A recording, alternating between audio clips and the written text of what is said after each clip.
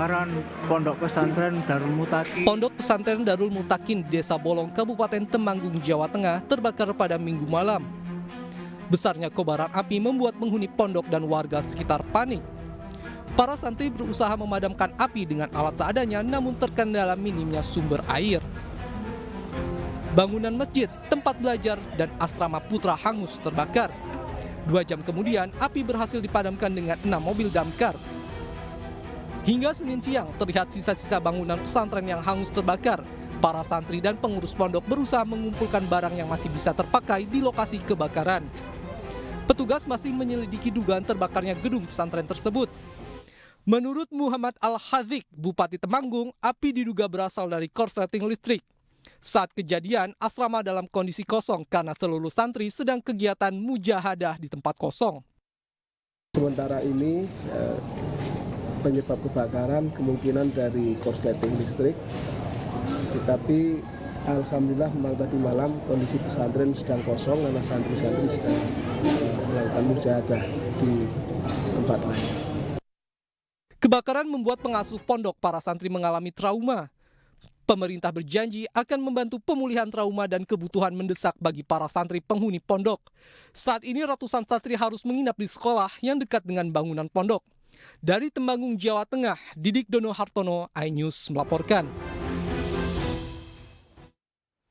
Kembali di News Prime bersama saya Abraham Silaban. Pemirsa, KPK menetapkan Kepala Bea Cukai Makassar, Andi Pramono, sebagai tersangka penerima gratifikasi. Diperkuat dengan adanya alat bukti, sehingga KPK meningkatkan perkara ini ke tahap penyidikan.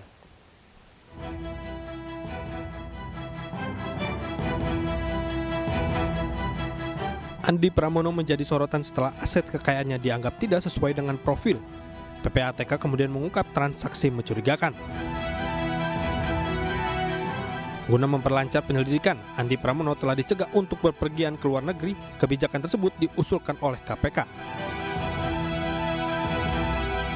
KPK sudah memiliki cukup bukti untuk melanjutkan proses penyelidikan, diantaranya melakukan penggeledahan kediaman Andi Pramono. Selama penggeledahan, tim penyidik berhasil menemukan dan menyita berbagai dokumen dan alat elektronik yang akan diselidiki terkait dugaan penerimaan gratifikasi. Benar, ya.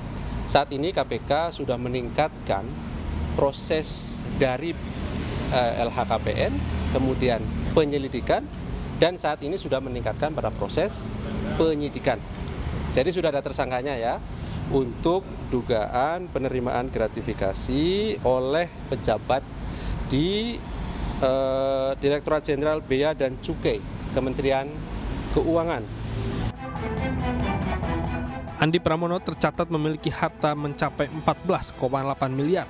Pihak KPK masih akan menindaklanjuti kasus dugaan tindak pidana korupsi ini yang dilakukan oleh pejabat Dirjen Bea dan Cukai Kementerian Keuangan RI. Dari Jakarta, Nisa Sahib Leman, Anugrah Surya, iNews melaporkan.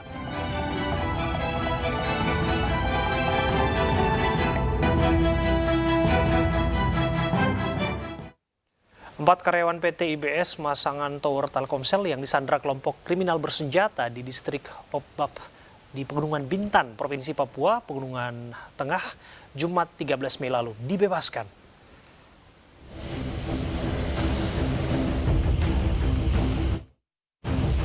Empat karyawan PT IBS, pemasangan tower Telkomsel yang disandra kelompok kriminal bersenjata di distrik Okbab, Pegunungan Bintang, Provinsi Papua, Pegunungan Tengah, Jumat 13 Mei lalu dibebaskan.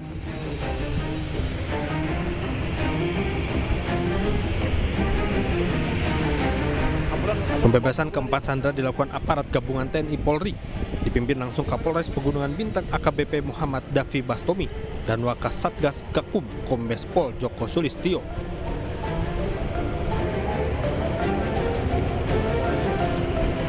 Sebanyak 50 personil gabungan terlibat dalam pembebasan sandera, termasuk Satgas RI PNG 143, Triwira Eka Jaya, dan personil Damai Chartens, termasuk keterlibatan pihak pemerintah daerah dan tokoh masyarakat setempat.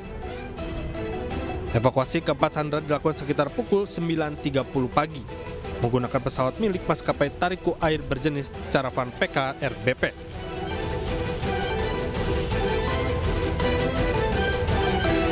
Bahwa benar telah dilakukan upaya evakuasi terhadap 4 orang yang sempat disandra oleh KKB di distrik Okbab, Kabupaten Gunung Bintang, Provinsi Papua Pegunungan.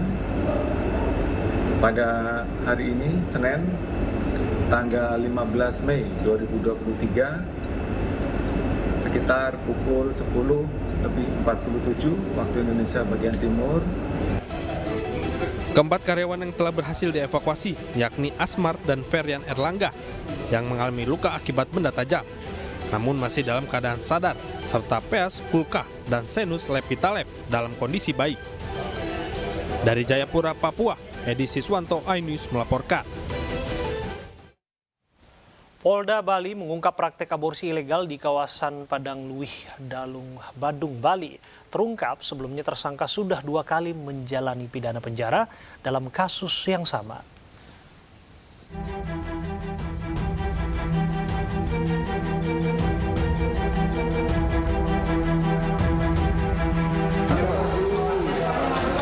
Dr. Ikau, 53 tahun, kembali berurusan dengan jajaran Ditreskrim Sus Polda Bali akibat membuka praktek aborsi ilegal.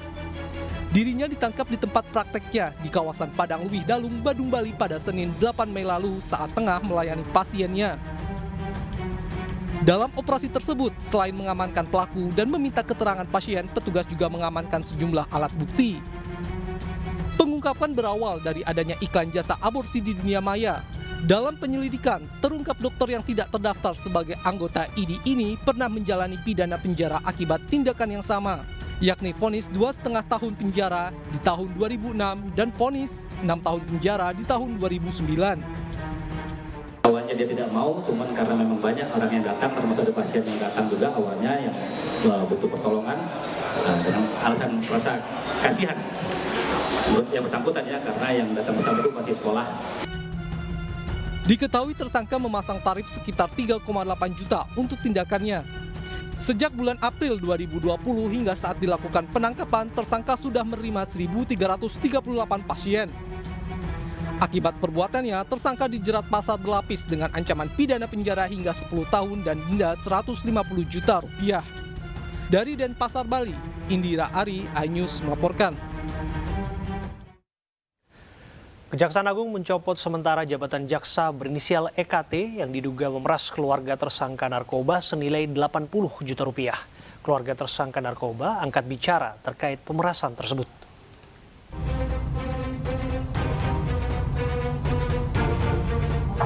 Kejaksaan Agung mencopot sementara jabatan jaksa berinisial EKT yang diduga memeras keluarga tersangka narkoba senilai 80 juta rupiah.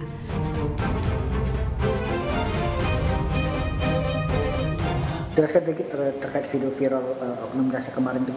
Baik, jaksa yang bersangkutan sampai saat ini sedang diklarifikasi di Kejaksaan Tinggi Sumatera Utara. Keluarga tersangka narkoba pun angkat bicara terkait pemerasan ini. Keluarga tersangka dimintai uang sejumlah 80 juta rupiah yang disepakati dengan membayar secara diangsur. Kesal, keluarga tersangka merekam video saat penyerahan uang kepada oknum jaksa yang terjadi di ruangan jaksa. Yang jelas, kalau uang tidak ada, si anak jadi medar. Padahal si anak itu hanya pemakai, korban. Bermain dengan pasal berarti Bang? Ya.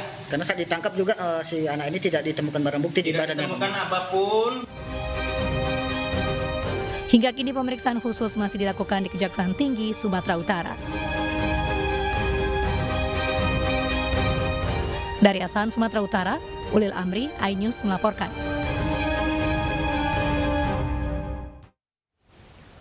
Amankan kegiatan campur sari dalam rangka bersih telaga di Gunung Kidul, Yogyakarta. Seorang oknum polisi tak sengaja menembak seorang warga hingga meninggal dunia. Terduga pelaku kini ditahan di Polda Yogyakarta untuk pemeriksaan lebih lanjut.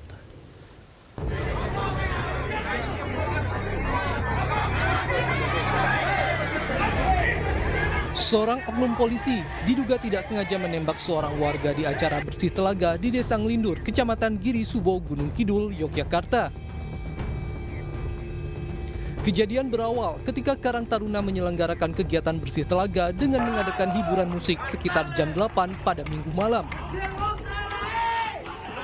Pada pukul setengah 11 malam terjadi kericuhan yang menyebabkan acara tersebut dihentikan sementara waktu. Sekitar pukul 11 malam terdengar letusan yang berasal dari senjata laras panjang milik oknum kepolisian yang mengenai seorang panitia yang posisinya berjarak kurang 2 meter dari senjata. Korban yang merupakan anggota Karang Taruna itu langsung dibawa ke RSUD Wonosari, namun naas nyawa korban tidak tertolong. Posisi korban itu di depan panggung, tapi depan panggung itu khusus untuk panitia. Jadi korbannya itu duduk di depan panggung, terus Bapak polisi ini dari atas panggung mau turun, kelihatannya mau turun atau mau gimana, itu pelatuknya ketarik terus kena bagian sini sama. Menanggapi hal tersebut, Kapolres Gunung Kidul AKBP Edi Bagus Sumantri mengucapkan permohonan maaf dan berbela-sungkawa terhadap keluarga korban. Untuk proses hukum sudah kita lakukan baik proses secara eksternal maupun internal. Nanti proses hukum yang menangani semuanya adalah Polda. Demikian. Apa ada unsur kelalaian Pak dari anggota itu? Ada unsur kelalaian? Nanti biar penyidik yang menyampaikan. Pihak kepolisian saat ini masih melakukan penyelidikan atas kejadian tersebut. Sementara itu, terduga pelaku ditahan di Polda DIY untuk dimintai keterangan. Dari Gunung Kidul, Yogyakarta, Kismaya Wibowo, iNews melaporkan. Pemirsa, harga telur ayam di Jakarta dan sejumlah pasar tradisional meroket. Informasinya kami hadirkan untuk Anda saat lagi.